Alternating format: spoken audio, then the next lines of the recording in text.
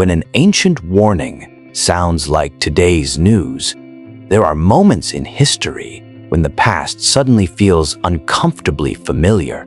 Headlines change, technology advances, nations rise and fall, but the human condition remains the same. Fear, uncertainty, division, economic collapse, natural disasters, spiritual confusion. Thousands of years ago, a prophet named Joel stood before God's people and delivered a message that many ignored. And yet today, his words sound like they were written for our generation. Joel lived in a time of crisis. The land was devastated, crops destroyed, food supplies gone, the economy shattered. A massive locust invasion had stripped the land bare, not just a natural disaster, but a national awakening call. Yukil Joel didn't rush to explain politics. He didn't blame foreign armies. He didn't distract the people with comfort. Instead, he said something terrifying, wake up. This was not just about insects. This was about spiritual decay. Ken Joel understood something most people miss. When external systems collapse, it often reveals internal emptiness. The people had grown comfortable, religion existed, but repentance did not. Rituals continued, but hearts were distant. Sound familiar? Today, churches exist everywhere. Scriptures are accessible. Faith is talked about constantly. But obedience, humility, true repentance? Angel sounded an alarm. Blow the trumpet in Zion. Sound the alarm on my holy hill.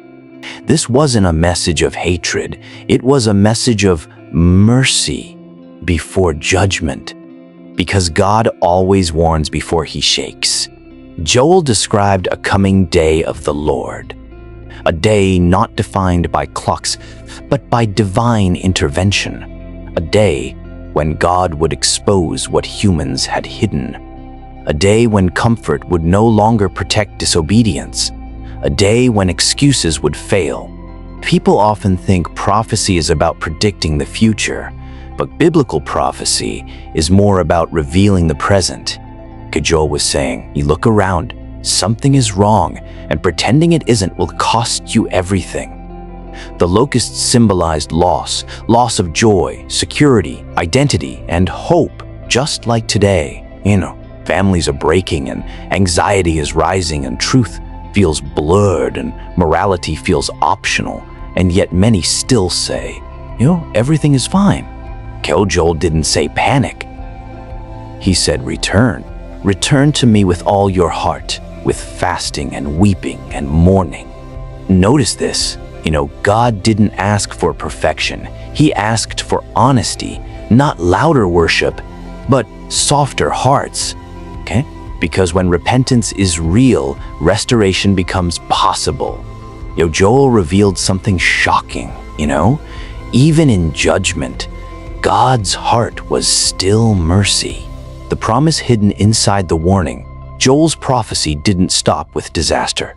In fact, the most famous part of his message comes after repentance, after brokenness, after humility, after turning back. God made a promise that would echo through history. I will pour out my spirit on all people, not just priests, not just prophets, not just kings, everyone, old and young, men and women, servants and leaders. This was revolutionary. In a world of hierarchy, God promised access. In a world of control, God promised connection. Joel was describing a future where God would no longer feel distant, where his presence would not be limited to temples or rituals. This prophecy was partially fulfilled on the day of Pentecost. When the Holy Spirit descended, Peter stood and declared, this is what was spoken by the prophet Joel. But here's the key truth many overlook. Joel's prophecy is ongoing. It didn't end in Acts. It didn't expire with the early church. We are living in a time where a spiritual hunger is rising. Traditional systems are shaking. People are searching for meaning. Authority structures are questioned. Yawned, exactly the environment Joel described. He warned that before the final day of the Lord, wonders would appear in the heavens. Oh, the earth would tremble.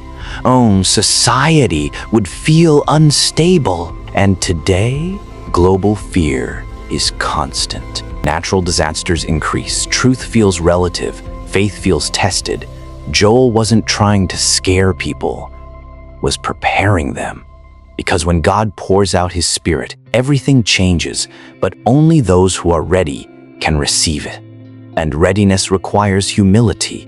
Joel made it clear. God is not impressed by appearance. He is moved by repentance. Rend your heart, not your garments. In other words, stop performing spirituality. Start living it. Joel exposed the danger of outward religion with inward rebellion, a message our generation desperately needs. The generation Joel was warning about, is it ours? Joel's prophecy was never meant for one generation alone. It was designed to echo through time, to reach a people who would see the signs, yet struggle to respond. The question is no longer whether Joel's words were true. The real question is this, are we the generation he was warning? Joel painted a picture of a society that looked stable on the surface, but was spiritually hollow underneath. A nation that continued daily life while slowly drifting away from God. And today, that picture feels painfully familiar.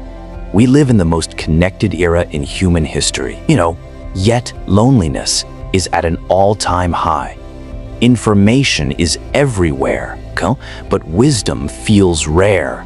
Faith is discussed openly, but obedience is quietly avoided. Joel's message begins here. He explains that when people remove God from the center, God does not always respond with immediate judgment. Instead, he allows shaking. Systems fail, economies collapse. What once felt secure suddenly feels fragile. This is why Joel's locusts were never just insects. They were a symbol of loss of stability, loss of direction, loss of control. The locusts consumed the fruit of human effort and destroyed future planning and forced people to face a terrifying truth: they were not in control. And that same realization is spreading today. People are asking, why does everything feel unstable? Why do we feel empty even when we have more than ever? Why does progress not bring peace? Joel gives a clear but uncomfortable answer, because humanity began trusting creation more than the Creator. The day of the Lord Joel described is often misunderstood. It is not only a future moment of judgment, it is also a present confrontation with truth.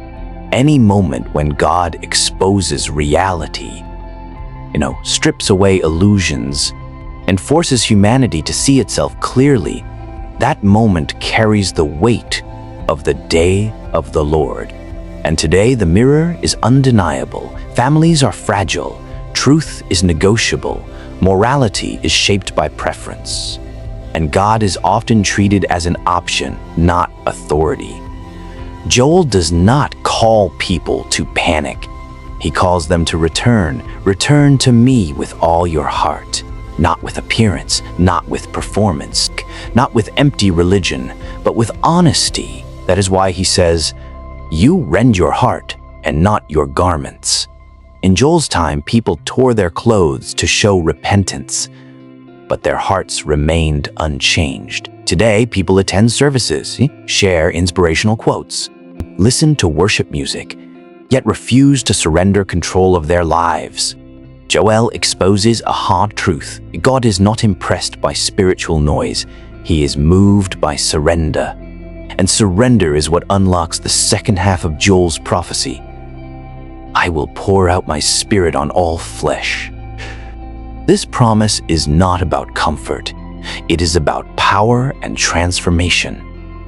The Spirit brings clarity in confusion, courage in fear, discernment in deception, strength in weakness. Joel foresaw a time when God's presence would no longer be limited to select individuals. Not just prophets. Not just leaders, not just the religious elite, but ordinary people, broken people, overlooked people, faithful people. And this outpouring would come during pressure, not peace. Revival does not begin in comfort, it begins in desperation. History confirms this truth. Every major spiritual awakening followed seasons of collapse, when morality declined, when systems failed, when people realized they could not save themselves. Joel understood that chaos often prepares the ground for renewal. This is why his prophecy is filled with hope. I will restore the years the locusts have eaten. This promise goes beyond agriculture. It speaks to lost time, broken faith, missed purpose, wasted seasons, years lost to fear, years consumed by regret, years stolen by distraction. God declares that nothing surrendered to him is permanently lost. But Joel makes one condition clear. Restoration follows repentance. Healing follows humility. Renewal follows surrender. Joel also reframes how we understand the end times. They are not meant to produce panic, but preparation, not fear, but focus, not withdrawal, but faithfulness.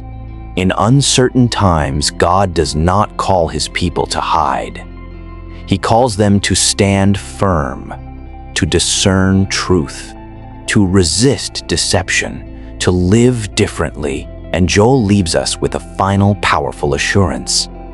Year 8, everyone who calls on the name of the Lord shall be saved. When everything else becomes unstable, when systems collapse, when certainty disappears, God remains constant. Joel's prophecy is not ancient history. It is a living message, a warning, an invitation, a call to return. The question is no longer whether the signs are real. The question is, will we listen or will we ignore the alarm?